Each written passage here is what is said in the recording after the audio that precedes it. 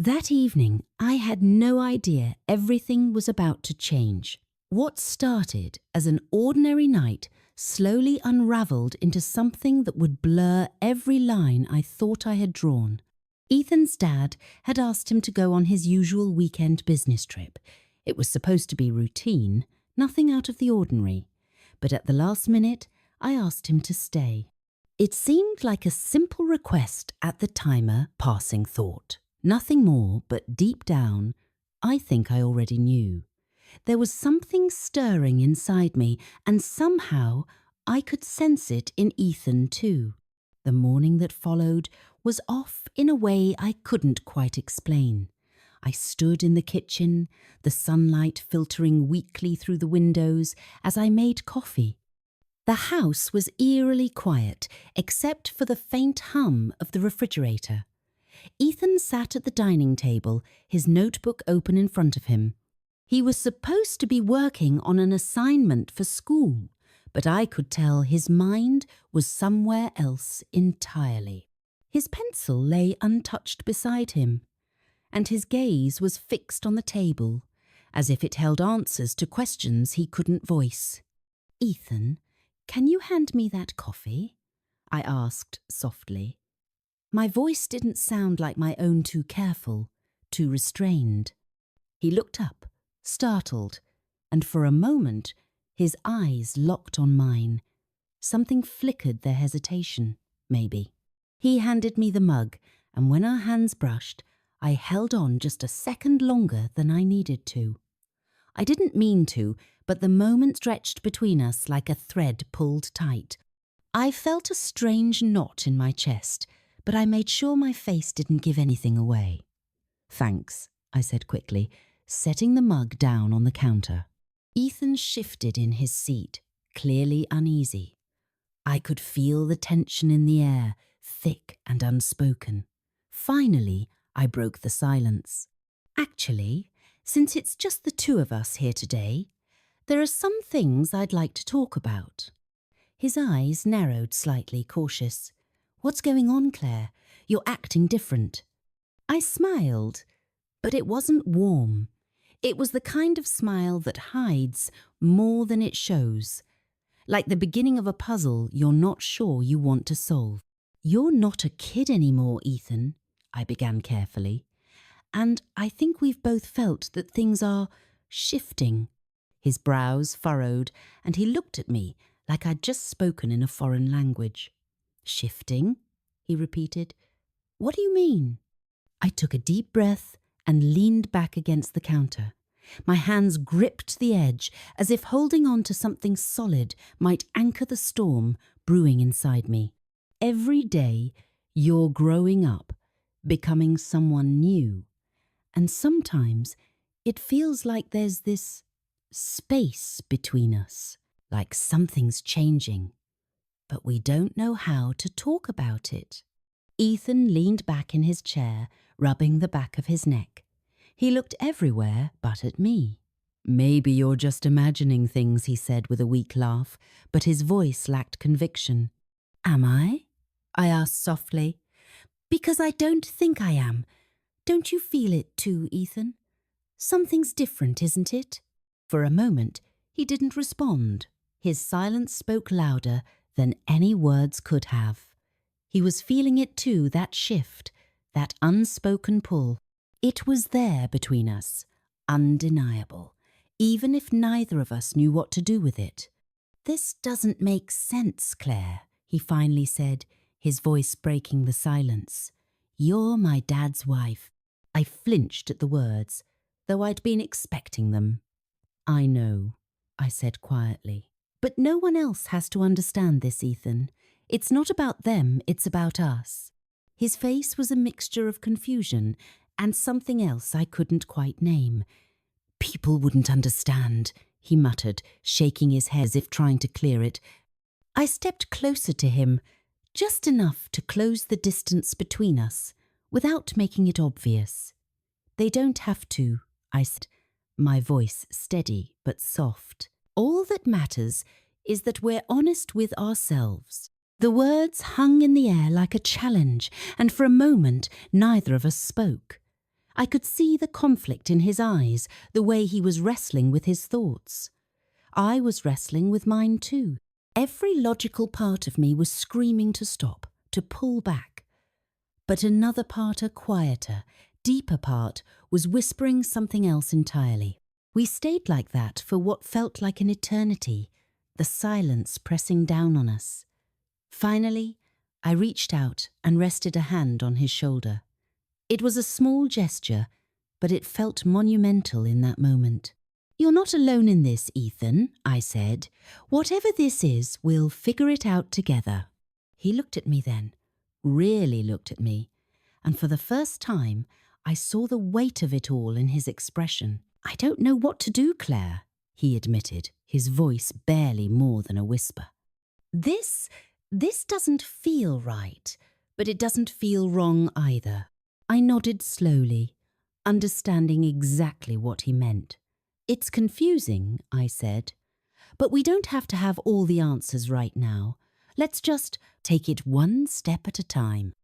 The rain started falling outside, a gentle patter against the windows that seemed to echo the tension in the room. I turned away, busying myself with tidying the kitchen, but I could feel his eyes on me. Every glance, every breath felt heavier than it should have. "Stay here until the storm eases up," I said over my shoulder, trying to keep my voice calm. He didn't respond, but I heard the scrape of the chair as he stood. When I turned around, he was by the fireplace, staring into the flames. I watched him for a moment, my heart caught between fear and something I didn't dare name. As the rain continued to fall, I couldn't shake the feeling that we'd crossed into uncharted territory. There was no going back now. Whatever lay ahead, we would have to face it together. The rain didn't let up for hours. Each drop against the windows felt like it echoed the storm swirling inside my chest. Ethan sat by the fireplace, his silhouette outlined by the warm glow of the flames. I stayed on the couch, a book open in my lap, though I wasn't reading a single word. I couldn't focus. Every so often, I'd glance up, catching him staring into the fire like it held all the answers we couldn't find. The house had never felt so quiet, yet so loud at the same time. Every creak of the floorboards, every gust of wind rattling the windows seemed amplified. The air between us felt heavier with each passing minute. "You know," I began, my voice cutting through the silence, "this house holds so many memories for both of us." Ethan looked up, startled, as though I'd pulled him out of a deep thought. "Yeah," he said, his voice soft. "I practically grew up here. I can't even count how many times I slid down those stairs as a kid." I smiled at the image, a small laugh escaping before I could stop it. "I remember that. You were fearless back then. You'd race down before anyone could tell you to slow down." He smiled too, the kind of smile that held pieces of the past. Dad used to sit right there at the table, drinking his coffee and pretending not to notice, but I always knew he was watching. "I was watching too," I said quietly. "I'd always wonder how you had so much energy so early in the morning." Ethan chuckled, shaking his head. "Everything felt simpler back then. I miss that sometimes." I nodded, the warmth of nostalgia mixing with the unease in my chest. Change is hard, isn't it? It sneaks up on you when you're not looking. One day, everything feels familiar, and the next, it doesn't. He didn't answer right away. Instead, he leaned back in the chair, his gaze falling to the floor. "Yeah. Lately, I feel like I'm different. Like I don't recognize parts of myself anymore." I swallowed hard, my hands gripping the edges of the book in my lap. His words mirrored my own thoughts too closely. "That's part of growing up," I said, though my voice wavered slightly. You start seeing things differently, feeling things you don't know how to explain. It's confusing. Ethan glanced at me, his eyes searching mine. Is that how you feel? Confused? The question caught me off guard, and for a moment I didn't know how to respond.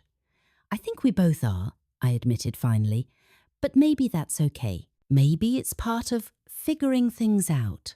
The rain outside grew heavier, the sound of it filling the silence that followed. I could feel his eyes on me again, but I kept mine fixed on the book, pretending to read. My heart was racing, the tension between us growing with every passing second. Claire, he said after a long pause, his voice barely more than a whisper, do you ever think about boundaries? The question hung in the air, heavy and unspoken. I closed the book slowly, setting it aside as I met his gaze. Of course, I said carefully. Boundaries are important. They help us make sense of things. But sometimes they're hard to define. He leaned forward in his chair, his elbows resting on his knees. Sometimes it feels like everything's blurred, like the lines I thought were there aren't as clear anymore. I nodded, understanding exactly what he meant. That's life, Ethan. It's messy. It doesn't always fit neatly into categories or rules. He looked at me then, his eyes filled with something I couldn't quite place, something raw and uncertain. It's scary, he admitted, not knowing where you stand. It is, I agreed, but it's also part of growing, of learning who you are and what you want. The words felt too personal, too loaded, but I didn't take them back. Instead, I stood and moved toward the fireplace, needing something to occupy my hands. I adjusted the logs, watching the flames dance and crack. When did everything get so complicated? Ethan asked from behind me. I didn't turn around.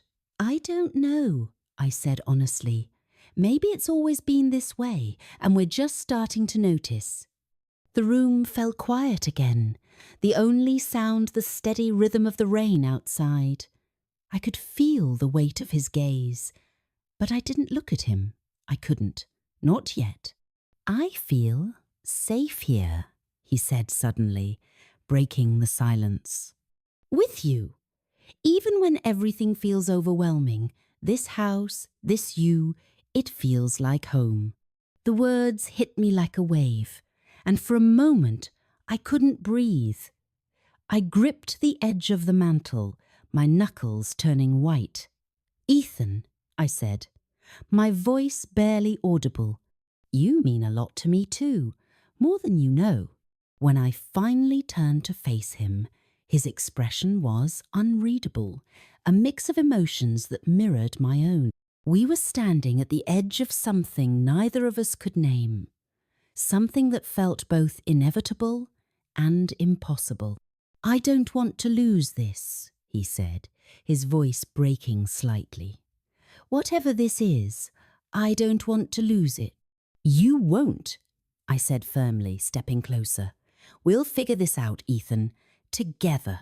He nodded, but I could see the uncertainty in his eyes, the questions he didn't know how to ask. I wanted to reassure him, to tell him that everything would be okay, but the truth was, I didn't know.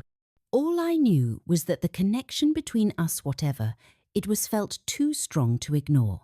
As the rain began to ease, I sat down beside him on the floor, the fire casting flickering shadows on the walls. We didn't speak, but the silence between us felt different, now less heavy, more accepting. Whatever came next, we would face it together.